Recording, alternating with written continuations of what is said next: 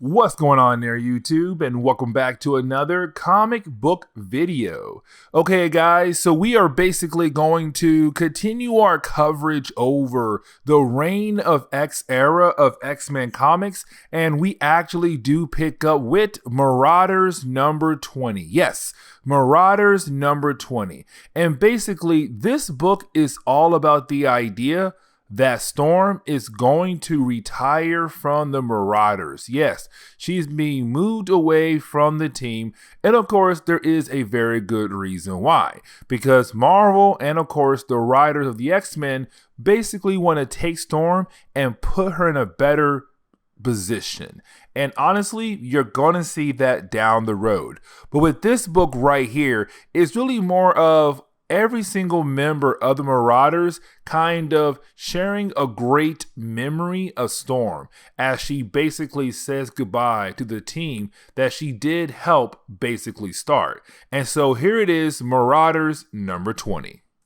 Now, of course, the first person to basically share a story is Pyro. Now, remember, Pyro was one of those characters that kind of joined the Marauders basically on accident, because when Kitty Pryde took a boat on her very first mission, of course Pyro had apparently fell asleep on that boat, and of course when he woke up he was thrown into a middle of a battle and basically joined the Marauders. Now ever since then he's been on the team, but of course he's going first to basically tell a story, or one of his favorite stories, about Storm, where apparently in India there was this guy who kind of had a bunch of slaves, but one of the slaves was a mutant.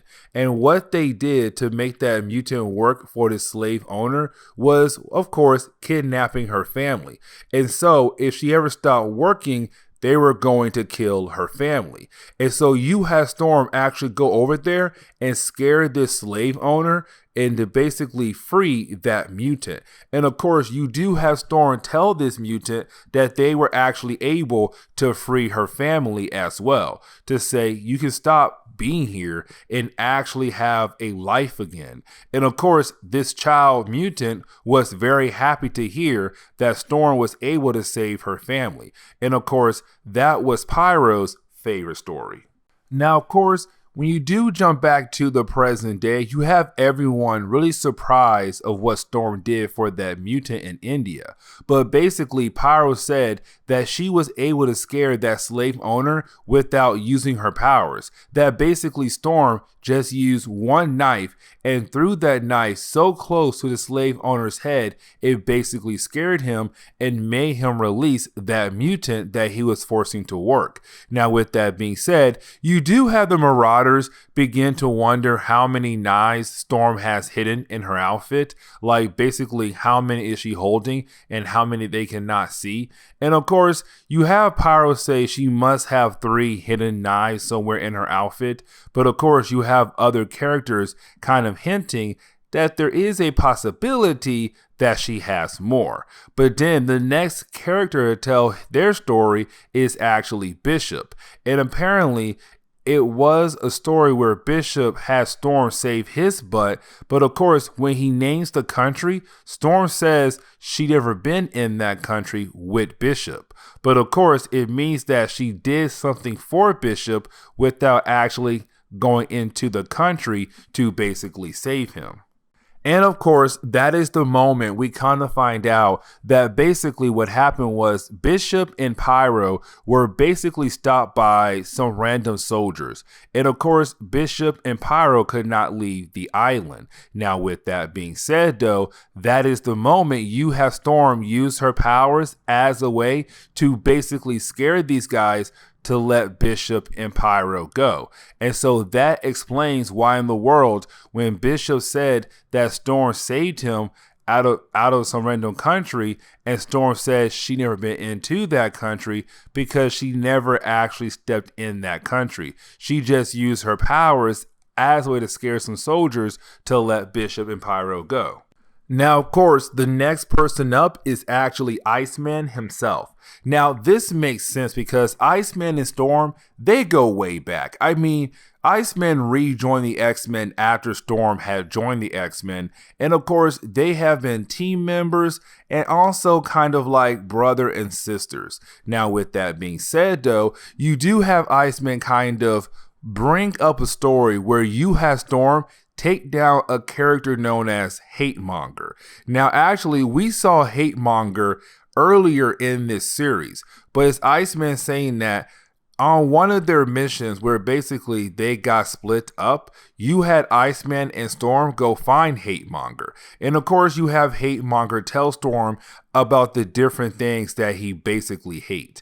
But of course, that made Storm even angrier. And so, of course, you have Storm just beat down on Hate Monger. And you have Iceman just stand there and watch Storm go to work. And Storm does go to work. She beats him down so much that basically this man had a huge changing in the idea of mutants. That basically this man did not want to mess with mutants no more.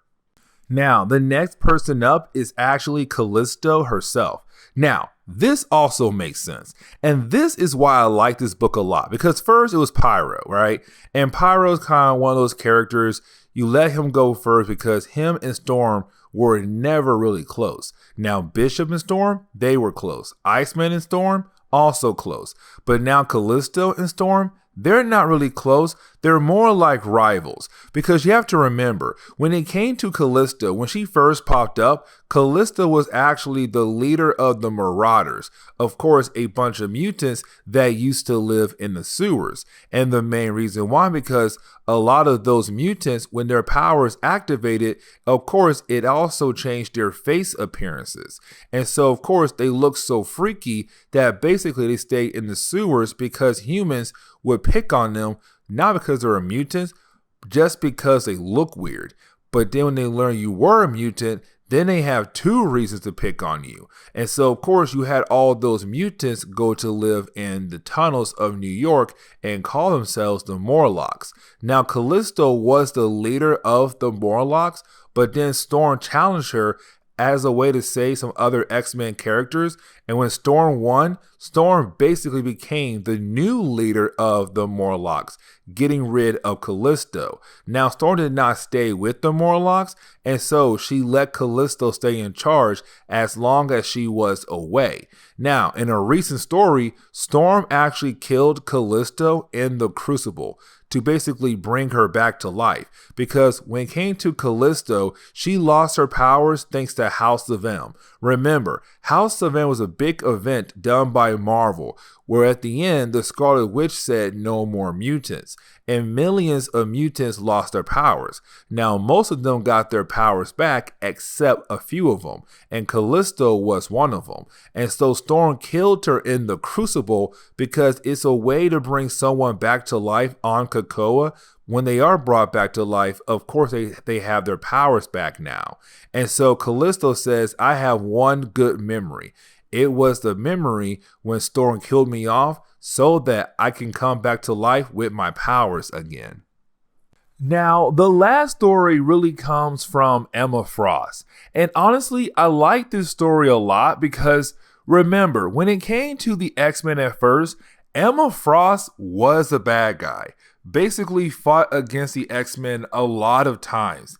And some of those times, she had one-on-one battles with Storm. But of course, even though when Storm had actually defeated Emma Frost, and I mean really defeated Emma Frost, Storm gave her a hand still to pick her back up, saying, yes, you may lost to me, but I still respect you and I will still help you. And that right there showed Emma Frost the kind of person Storm was. And ever since then, Emma Frost had respected Storm. Even when they were enemies, Emma Frost still respected Storm. And that right there is very huge to say. And well, actually, there is one more person who's able to tell a story. And that person is no other than Kitty Pryde. And honestly, I like this story a lot because it's Kitty Pryde reminding us that Storm been around for a very long time with her, with Kitty Pryde. Because when the X-Men came back after being canceled, Kitty Pryde was not there just yet. But when Kitty Pryde did join the X-Men after Storm did, Wolverine, Sunfire, all those characters, Storm was kind of like a big sister at first to Kitty Pryde, but then kind of like a mother figure to Kitty Pryde. Even now, in the present day, Storm is still kind of like a mother figure to Kitty Pryde. And that's why I say I like this book a lot, because it's reminding us how many characters look up to Storm or respect Storm in a certain way. And that's why I like this book a lot. But either way, it's Storm saying goodbye to the Marauders. That basically she has left the team and now she is going to move on. Now, to close off in this video, we basically do pick up when Emma Frost going outside the boat to talk to Sebastian Shaw. Now, remember, when it comes to the Hellfire Club, which right now is kind of like a big time company for COPPA, where of course they use the Hellfire Club as a way to kind of ship out the medicines to different places. The Hellfire Club is owned by 3 people: Emma Frost, Sebastian Shaw, and Kitty Pryde. Now, earlier in this series, basically, Sebastian Shaw tried to get rid of Kitty Pryde because he wanted more control of the company, and so he was going to put his son in that position so that he'll be able to actually have more control over the company. Of course, Kitty Pryde did come back to life, and of course, Sebastian Shaw was put back in his place. But the reason why you have Emma Frost right now talking to Sebastian Shaw, because the Hellfire Gala event is coming up very soon. And when it does, it's going to change the entire world, how they look at the mutant race. But then you have Sebastian Shaw bring up one particular character. And that character is, and I'm going to mispronounce her first name, so guys, please forgive me, Lourdes Chantal, or Lourdes Chantal, or Lourdes Chantal. Man, that first name bothered me. Either way, Chantal was a girlfriend of Sebastian Shaw that we saw in the early days of X-Men comics, but she's been dead for a good period of time. Now, with that being said, this is basically Sebastian Shaw saying that it's just not fair how COPPA is bringing back all these different kinds of mutants, but not her, because that's the woman that Sebastian Shaw loved. And so, of course, he wants to bring her back to life. But of course, Emma Frost knows something about her, and apparently she's kind of afraid to bring her back to life. But either way, though, this is where we are going to end today's comic book video. So please leave me a like down below and subscribe. Also, if you have any suggestions on books I should read, well, please let me know in the comments below, because you never know, your suggestion could be a future video down the road. But guys, I'll see y'all next time. Later.